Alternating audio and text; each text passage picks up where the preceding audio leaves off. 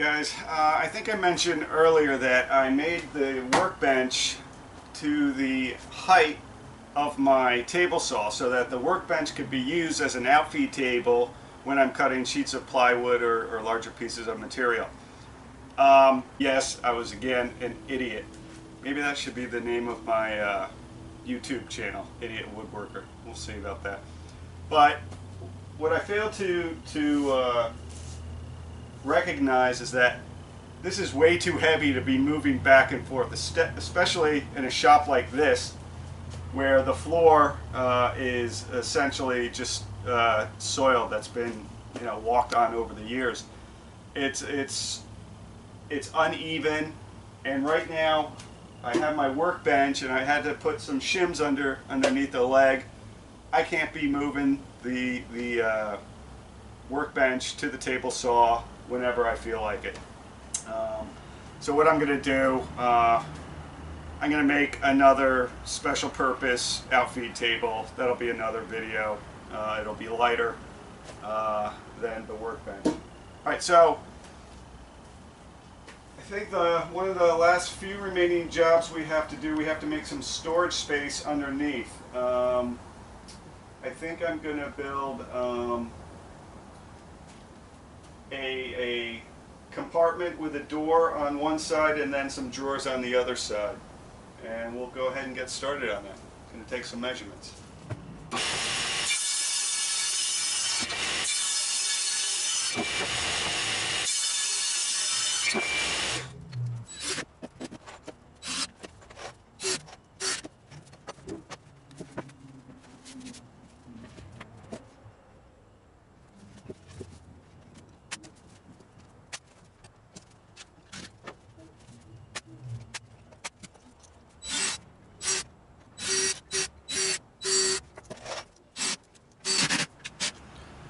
Okay, so here's the drawer unit. I have it up on its side.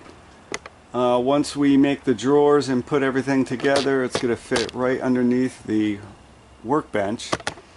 So the glue has dried, it's pretty solid, and it's actually square.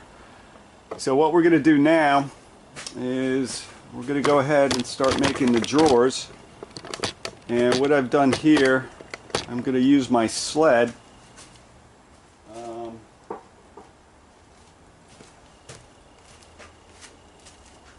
The material I'm using for the drawer is a piece of pine. It's a 1x6, which is actually 5.5. And the drawer slides that I got are 20 inches, so the sides of the drawers are going to be 21 inches. I don't know if that's correct or not, but that's what I'm going to do. So I'm going to use my sled to cut all. I have 6 drawers, so I'm going to need 12 sides that are 21 inches. And I have a piece of scrap up against the fence here. I don't want to use the fence the entire way down because you run the risk, you know, I don't have my riving blade or my claws, the kickback claws, so this is actually it's a dangerous cut if you go up against the fence, because what could happen is the piece on the right side that's up against the fence could bind in the blade and it could kick back at you, so you want to avoid that. So what you do is you put a piece of scrap up against the fence, and as you go forward, there's nothing in between the end of your piece that you're cutting and the fence, so it makes it a lot safer. So we're going to go ahead and cut these to length.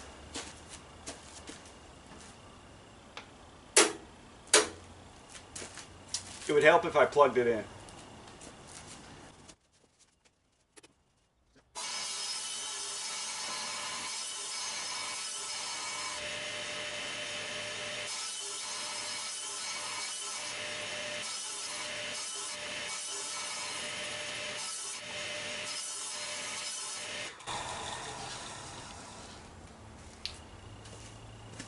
And now it's time to cut the fronts and the backs of the drawers. So we'll see you when we get done with that. Okay, so the way that we're going to make the drawers for the workbench, I'm going to use a joint called a locking joint. or a locking rabbet joint. I'm not sure what the proper term is, but let me just go ahead and show you what it looks like.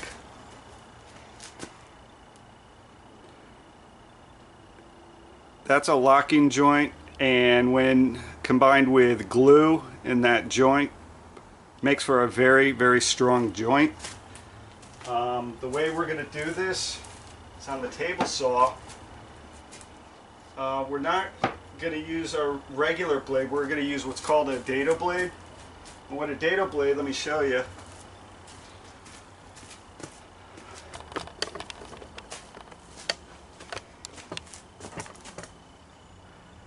It's actually, you have two outside blades, and in between the blades is called a chipper. Now this comes as a kit.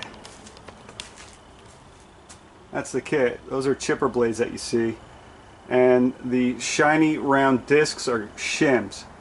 And you have a shim in between the outer blade and the chipper, and then you'll have another one on the other side of the chipper and the other outer blade. And what that does is it makes you have one pass to get that, to take out that material. I did adjust the blade height. I know some of you are gonna comment. I know I need to get a throat plate for a dado blade. I just haven't done that yet. I'll make that up soon. So we're gonna go ahead and get started with the dado.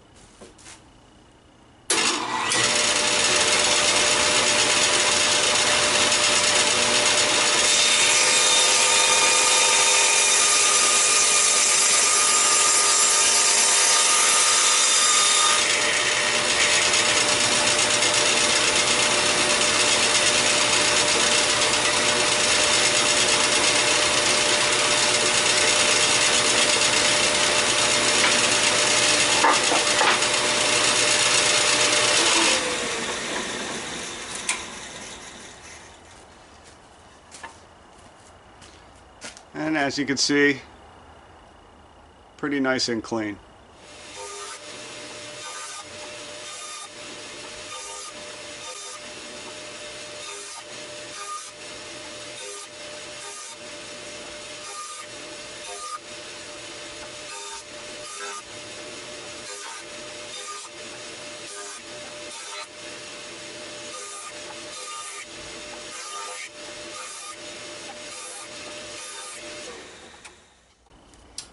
Okay, the next step rather is to cut a dado that all these faces, the front and backs, will meet up with. So we're going to go ahead and adjust the table saw, and I'll be back here in a minute.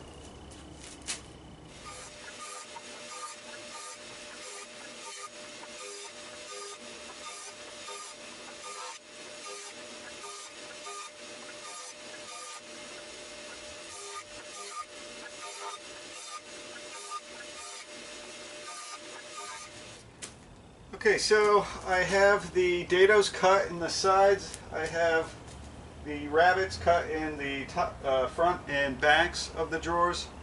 They seem to fit together okay. Last thing I need to do, this is going to be the bottom of my drawer. This is called tempered hardboard. It is 1/8 of an inch, so I have to cut a groove on all four sides that's 1/8 of an inch, and it just so happens that the dado blade that I was using has a 1/8 inch kerf. So I'm going to give that a shot. I may have to turn it around, but that's okay.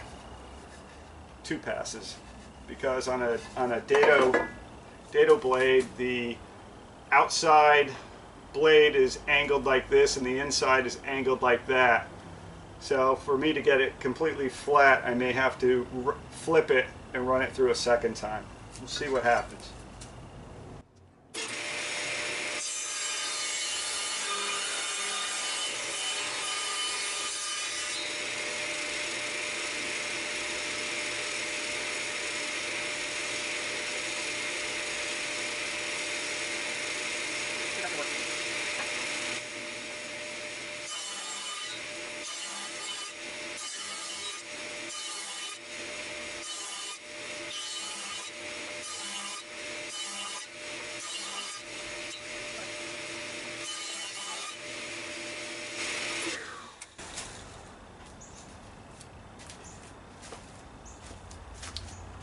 So as you can see here,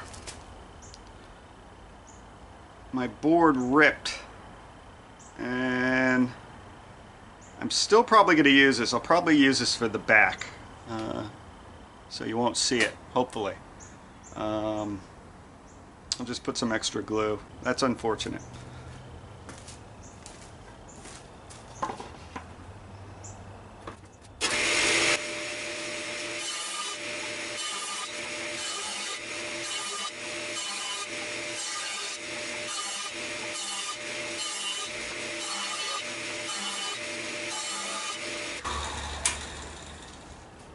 Okay, that covers it for the sides of the drawers. The only thing left I have to do now, I have to replace the original 10-inch blade of my table saw and take the dado blade out, and I need to cut up this hardboard, and we're going to be ready for gluing.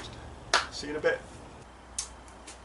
Okay, so I made dados in all the sides of my drawers, and I made rabbets in on both the front and the back of the drawers. And what you're supposed to do is you're supposed to do a dry fit before you glue up the 4 pieces. And thank God I did that, because, well, I'm an idiot. See, what happened was, you know, when you know you're trying to make a drawer a particular length and width to accommodate, you know, your box. So what I did was put everything together